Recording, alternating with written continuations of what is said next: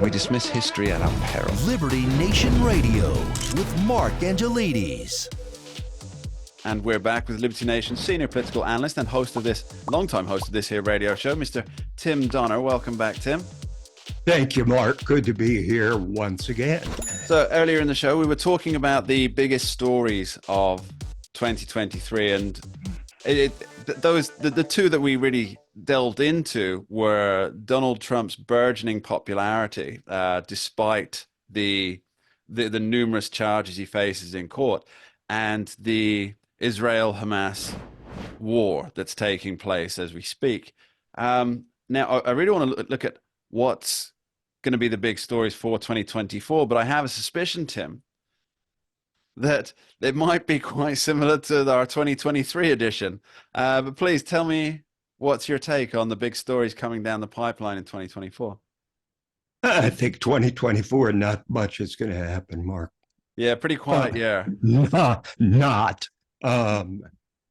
2024 is, in many ways, you stole my thunder, because I was going to say basically the elements of 2023 are just going to carry over. Listeners, please note this is an unscripted radio show where we just get talking. So there you go. There's your proof, because I just stole what Tim was hoping to talk about. Yeah, sure. They all believe you, Mark. They all believe you. In any case, okay, the Israel-Hamas war, we touched on that and the fact that Biden would be facing a headwind, but let's quantify it more precisely, as I did on the pages of LibertyNation.com recently.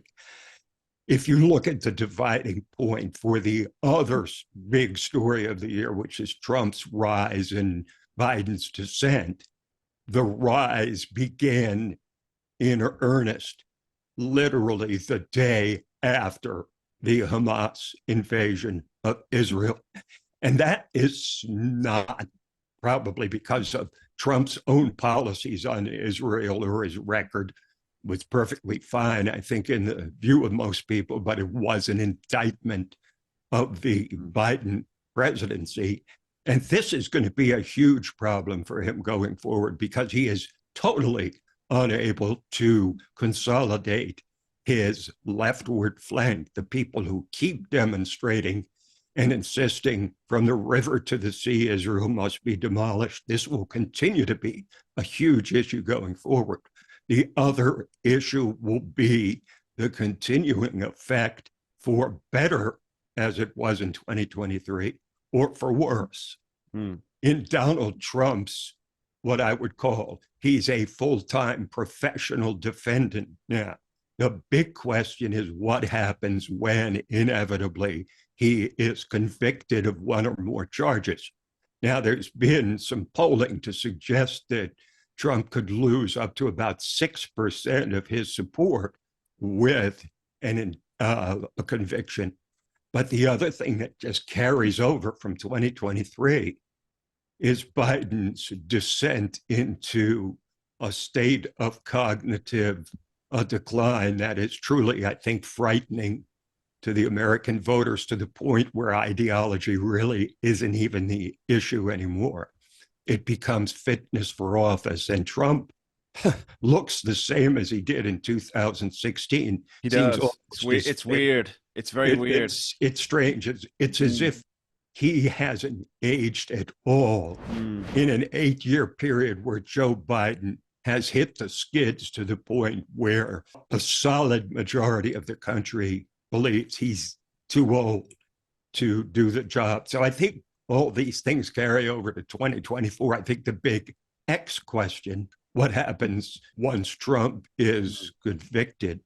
Well, and that's going to come probably in the spring or early summer, and will certainly have an impact on the race, no question. Here's I'm going to play the devil's advocate a bit here. You being the devil, me being an advocate. So as always, Mark. As always. So there's as you point out, there's that polling. 6% would probably change their vote or stay home if Trump is convicted. Now, there's nothing to stop Trump from continuing his campaign. There's nothing in the Constitution to stop Trump continuing his campaign, even if he's convicted. Even if he's sent to prison, which, let's be honest, would be an utterly unworkable physicality. Although I'm sure a lot of people would Well, like to make accommodations for it. We already have a precedent because the much maligned Lyndon LaRouche actually was a declared presidential candidate while he was in prison. So there's a precedent for that. So Trump could, even if he won, I don't know how they'd work the mechanics of it, but if he were in prison and he won, he could still be president. There's nothing constitutionally that bars him from that. But here's the thing. If he is convicted, because we've talked about this with Scott DeCosenza on a number of occasions, but there are some novel charges that Trump has faced, essentially things that nobody else in the world has ever been charged with. Now, if he's convicted on one of those, rather than something that the general public can understand, like he lied on his tax returns or something, right? If he's convicted on a novel charge, I don't see how the 6% who said that they would change the vote, I don't see how they would bail on that, because it's kind of proving Donald Trump's point. We've seen in 2023 how his persecution / prosecution has only benefited him. So we'd be foolish to rule out that could happen again. Now, the other, I think, big X factor for 2024, which some will overlook until the last minute, is who the presumptive nominee Donald Trump will select as his vice president. Now, many people will say, look, Donald Trump is dominant. It doesn't matter who his VP is because it's all about him. True, but he can only serve one term. And whoever he picks as vice president gets a huge jump for 2028. So we may see in who Donald Trump picks possibly the future of the Republican Party after 2028, when one way or another Trump will be gone from the public stage. So do we, who are we expecting then, Tim? Is it too early to make some predictions? I mean, I have a more recent, what's the word? An idea floating around in my mind that he's actually going to pick Vivek Ramaswamy. The first time Donald Trump was running, he had 8 years ahead. He didn't want somebody like Vivek Ramaswamy. He wanted somebody like Mike Pence, because Donald Trump is the big gorilla in the room, and that's the way he wants it. This time, he's not going to be usurped by his vice president if he wins, because he's only got 4 years anyway. Tim, your thoughts on that just as we finish up?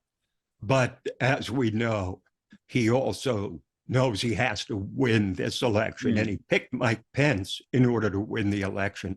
So if he follows the strategy of picking someone not that he likes, but that improves his chances, then he goes for Nikki Haley to appeal to women, to Vivek Ramaswamy to appeal to people of color, and so on. But I have to admit, for all the time I spent analyzing politics, far from making some outrageous prediction just to be spectacular, I can tell you honestly, I have no earthly idea who Donald Trump is going to pick as his running mate. And that's probably the way Donald Trump wants it. The reality TV star comes out again. Tim Donner, thank you very much, and a very happy new year to you. And you as well, Mark. We dismiss history at our peril. Liberty Nation Radio with Mark Angelides. Don't get caught up in the media madness. Join our movement for free thinking and free speech at libertynation.com. Publishing news and analysis 24/7 with original articles by our team of authors who tell it like it is. Join us each week for online TV shows, The Uprising Podcast, and Liberty Nation Radio. We believe in free thinking and free speech. We are libertynation.com.